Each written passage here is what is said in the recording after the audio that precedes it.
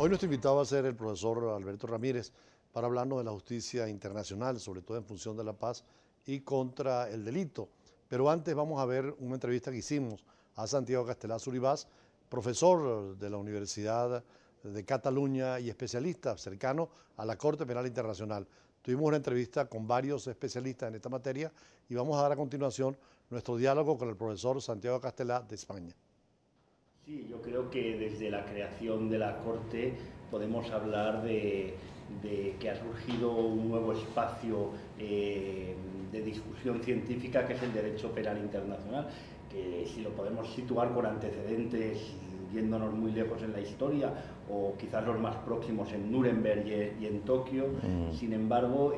poder tener una corte de carácter universal era una pretensión que nunca se había logrado y por lo tanto el ideal de justicia universal cobra una nueva fuerza, ¿no? Siempre habíamos tendido a un modelo de justicia dispersa donde era cada estado el que tenía que juzgar a los criminales. A partir de ahora, los grandes criminales contra la humanidad pueden ser juzgados de manera mucho más objetiva y de acuerdo con parámetros universales. O sea, se pasa a una justicia ad hoc, a una justicia universal y permanente con la Corte Penal y universal, ¿no? Y eso es importante, la idea de universalidad, porque lo que hace es crear también un referente ético para el conjunto de la humanidad. No es cada Estado, de acuerdo con su cultura jurídica y con su posición en el mundo, incluso con su visión ideológica o su cosmovisión en el mundo, el que está juzgando, sino que hay unos mínimos éticos de toda la humanidad que se trasladan también al derecho penal, que tiene que haber una intervención punitiva para poder dar respuesta a esas violaciones. Entonces, en esta cumbre de Unipaz es oportuno tocar la justicia penal internacional.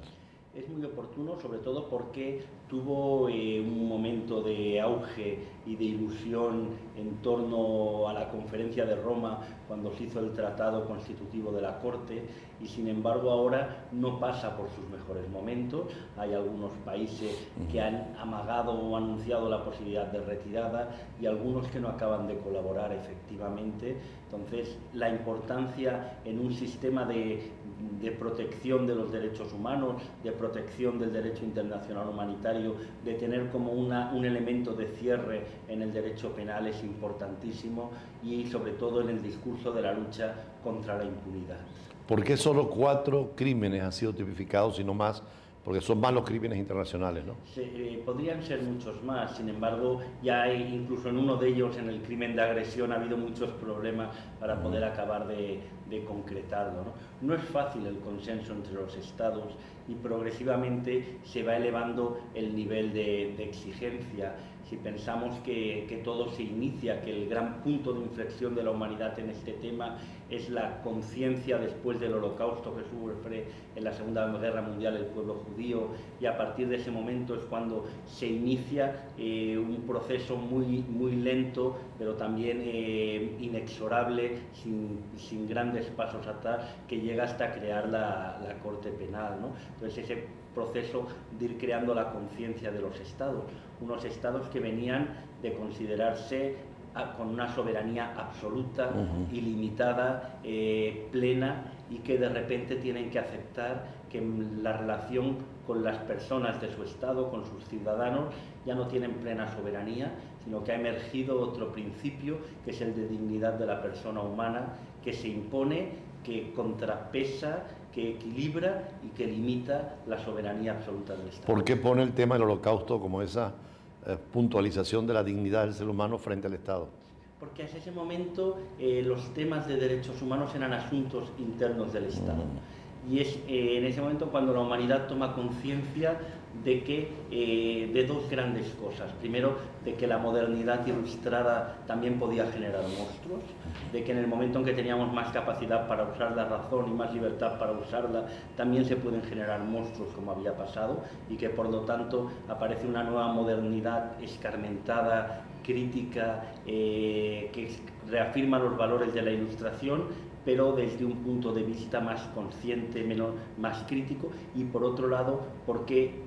se entiende que ya los estados no son garantes en exclusiva de los derechos humanos de sus ciudadanos, sino que eso forma parte de un principio universal, la dignidad de la persona humana, como dice algún estudioso del derecho internacional, como un principio constitucional del mundo. Antes del Estado entonces está la persona.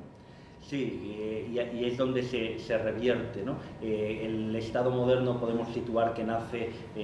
con la Paz de Westfalia, que es cuando vemos configurada Europa como un sistema de estados en 1648, pero allí los ciudadanos eran súbditos, seguía habiendo una soberanía real que progresivamente con la Revolución Francesa pasará a la soberanía nacional y progresivamente a la soberanía popular, pero ese punto de colocar el principio de dignidad de la persona por encima del principio de soberanía del Estado, no podemos ver que aparezca hasta bien entrada Naciones Unidas y como reacción ante los grandes crímenes de la Segunda Guerra Mundial. Por eso 1948 es una fecha importante en la historia de los derechos humanos. Es una fecha básica porque se aprueba la Convención contra el Genocidio y allí yo creo que sí que puede ser el primer elemento claro de un derecho penal internacional y porque al día siguiente, el 10 de diciembre del 48, se aprueba la Declaración Universal de Derechos Humanos, que es el texto fundacional y que se aprueba cargado de complejidad y fruto de un fracaso.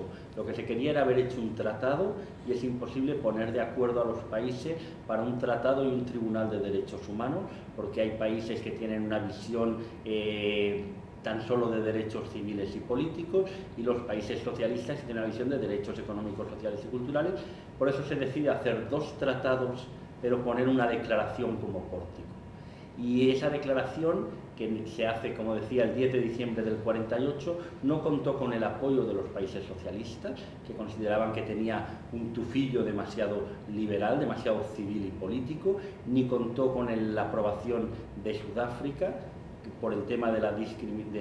que estaba en un estado de apartheid, de discriminación y segregación de las personas de raza negra, ni contó con el apoyo de Arabia Saudí por un tema de fundamentalismo religioso y de negar la idea de la igualdad entre el hombre y la mujer. Por eso no nace en un gran júbilo, sin embargo se va reforzando progresivamente y actualmente es la clave, es el pilar para todo el edificio de derechos humanos que ha construido Naciones Unidas y que cada día es más efectivo.